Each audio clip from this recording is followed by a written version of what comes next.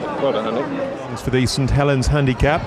And Cook's Endeavour shows plenty of speed out towards the centre of the course with the white sleeves and the blue armlets, showing also plenty of early dash in the green colours, Arachnophobia, and that's grabbed the near side rail position. Cook's Endeavour's tacked over now to head the group.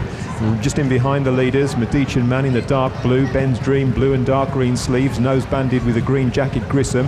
Pulling hard on the wide outside is Lucky Dan. The one that can't go the pace is Carambola. Doc Jones held up in behind them with Francis Walsingham also held up, and then comes Imperial House, making their journey then towards the last three, and it's Cook's Endeavour from Arachnophobia, Medicean Man, Francis Walsingham, the purple colours against the rail. They're followed by Doc Jones, Grissom towards the outside with Ben's Dream, heading now down towards the last 2 furlongs, and Cook's Endeavour now being driven in front, Grissom putting in a run towards the outside, Medicean Man coming through to join them with Doc Jones. They're ahead of Francis Walsingham, and then comes Arachnophobia against the rail, but it's Medicean Man who's quickened up nicely here to take it up inside the final furlong, going on from Doc Jones, Cook's Endeavour, then Francis Walsingham staying on, but it's Medicean Man who's in front as they head towards the line. He's a length or so clear and staying on well. Medicean Man goes on to beat Doc Jones, Cook's Endeavour, Francis Walsingham, and then close Grissom on the outside of Arachnophobia.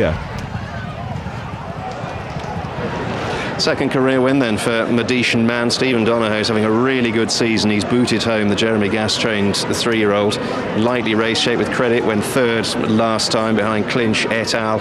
Over course and distance, and travelled well and turned out quite a decisive winner in the end, Andy. Yep, I wasn't too courteous about his chances beforehand. I felt at the price at 9-2 he was short enough in the market.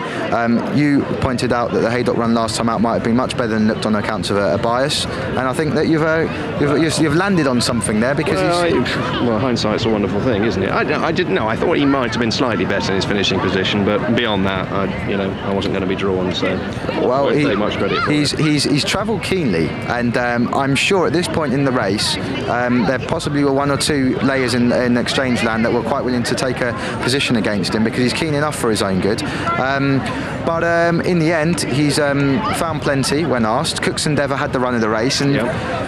You've got to say that he's a bit disappointing, really. I know he's run a good race and he's finished in the But do you think, having run well over 7 last time, then he's maybe just lacked for a finishing kick over 6? Well, the way he's come back again at the finish, having looked like he was going to be swamped about a furlong out, would suggest that. Mm-hmm. However, he had shown pace before that run. He handles a bit of dig in the going, and he had the run of the race. I was a little disappointed with him that he didn't win, really, from the position that he had early doors. But Medicean Man's quickened up better than him, and that's been decisive. A big run from Doc Jones, who has yet to prove, well, he has sort of proved it now, that he can run the races that he has in the past on a sound surface.